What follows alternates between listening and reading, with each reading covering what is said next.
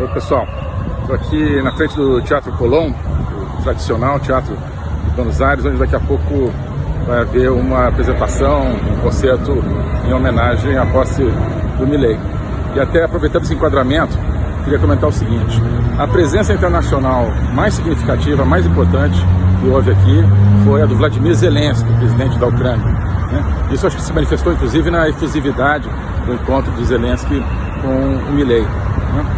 O Milei já disse que apoia a Ucrânia, mas é muito mais do que isso. Existe claramente uma irmandade entre esses dois líderes, entre esses dois países, que sentem que estão sendo atacados, que estão perdendo a sua essência, a sua liberdade, de maneiras diferentes, mas de maneiras que são aliadas à bandidagem na América Latina, ao imperialismo neo-soviético do Putin na Ucrânia, junto com os programas totalitários do Irã, da China. Tudo isso é o que está hoje ameaçando a liberdade. Então, Zelensky, o abraço dele com o Milei significam muito. Também penso no seguinte: muita gente fala que o Zelensky era ator. Bom, Milei também, quer dizer, ele é economista, mas já teve uma peça de teatro, o Consultório de Milei, onde ele falava de economia justamente, mas numa linguagem teatral. Isso ajudou muito a torná-lo conhecido. E não só acho que não há nada de mal nisso, mas isso é um grande talento, é uma vantagem para alguém. Agora, então, quem diz isso, era ator, era isso, era aquilo, quer dizer, o que quer? Que fosse, então só pode chegar à presidência um corrupto, né? Então tem, se alguém tem 30 anos de experiência na corrupção, na velha política, seja da Argentina, do Brasil, aí tudo bem, né? Mas, não pode ser um ator, né? Isso é um desprezo também pela arte, né? Isso revela um desprezo pela arte. E toda essa atitude que nós estamos vendo há algum tempo em relação à Ucrânia, de muita gente falar, deixa a Ucrânia ficar deixa a Rússia ficar com a Ucrânia, né? Ou ficar com um pedaço da Ucrânia, o que a gente tem a ver com isso, né? Mas também muita gente, talvez, deixa a Venezuela ficar com a Guiana, o que a gente tem a ver com isso? Deixa o narcotráfico então ficar com nossas cidades, deixa o narcotráfico ficar com as nossas casas, com as nossas famílias, né? Deixa o Partido Comunista Chinês ficar com as nossas terras, com os nossos portos, né? Não acontece nada? Claro que acontece, né?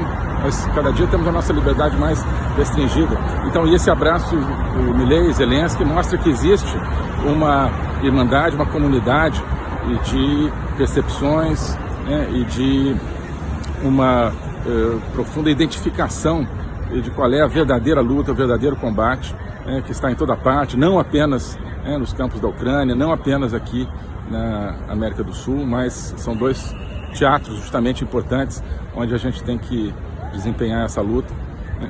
E eu acho que os dois são grandes líderes. O Zelensky já está mostrando isso desde o início da guerra, e o Milei pode mostrar certamente que será um grande líder para a Argentina. Oi pessoal, eu estou aqui em outra esquina em Buenos Aires. Buenos Aires surpreende a gente praticamente em cada esquina quando a gente para olhar. Aqui é uma pequena praça com a estátua do Manuel Dorrego, que foi um presidente da Argentina na segunda metade do século XIX, muito importante na época, quando a Argentina, justamente graças a ele e outros, estava tentando superar e conseguiu superar uma era de bandidagem, né? A bandidagem da época, mas que tem tanto a ver com a bandidagem de hoje, instalada em tantos governos, em tantos regimes. Hoje é um dia realmente muito especial aqui. A nação está renascendo. O ideal está renascendo, não só a nação argentina, não só o ideal de uma nação argentina. Eu acho que é o mundo do ideal, né? Você ter ideais que tenta colocar em prática a realidade, mas não partir da ideia de que, olha, não dá e tudo é assim mesmo, né?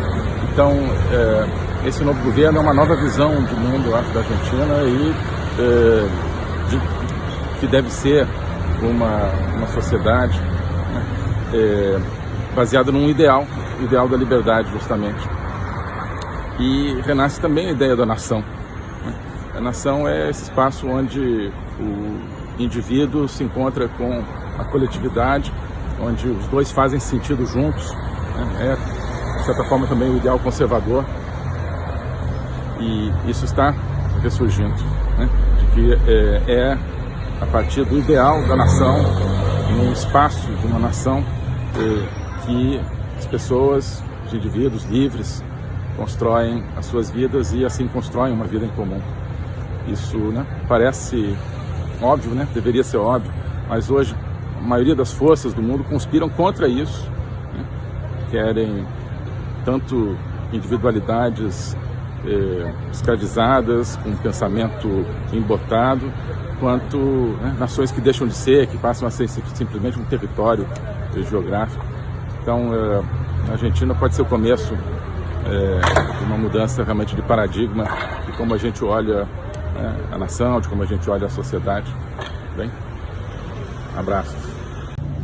E só para acrescentar uma coisa: quem não tem ideal não muda a realidade.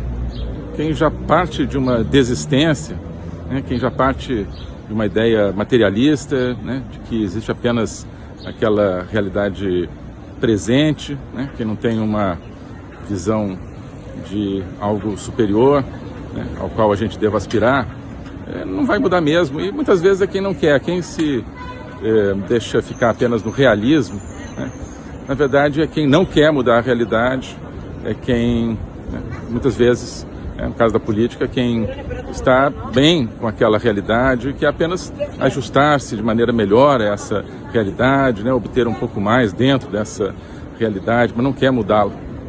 Então, né, sem ideal não se muda a realidade. Oi, pessoal, estou aqui diante de um endereço muito simbólico, de um lugar muito simbólico. Aqui é onde existiu um prédio, na esquina Arroyo com Suipacha, onde em março de 1992 a Embaixada de Israel sofreu um atentado terrorista, matou 29 pessoas, destruiu o prédio, e eles nunca reconstruíram o prédio, deixaram ali as marcas na parede de como era o prédio anterior. Tem aqui, então ficou apenas o espaço, que agora é uma praça mantida pela Embaixada de Israel, em memória desse evento terrível.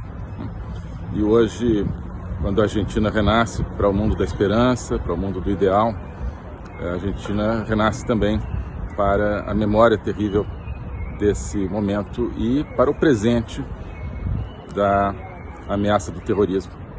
A Argentina, agora com Milei, vai se posicionar firmemente entre os países que não só condenam assim vagamente o terrorismo, mas sempre tem uma desculpa para esse terrorismo. Não, eu acho que a Argentina vai ser um pilar também dessa luta horrível contra o terrorismo, da qual faz parte a luta contra o crime organizado, a luta contra a corrupção. Hoje todas essas formas de criminalidade, elas estão unidas, elas formam uma rede, e nós precisamos, cada vez mais, atentar para esse exemplo. A Argentina, ela se levanta não só para reconstruir sua economia, mas para uma reconstrução moral, e disso faz parte a não aceitação da normalidade do terrorismo e o combate ao terrorismo, né? Também não basta condenar e não fazer nada contra. Tenho certeza de que a Argentina vai se colocar na coluna daqueles que querem extirpar o terrorismo do mundo.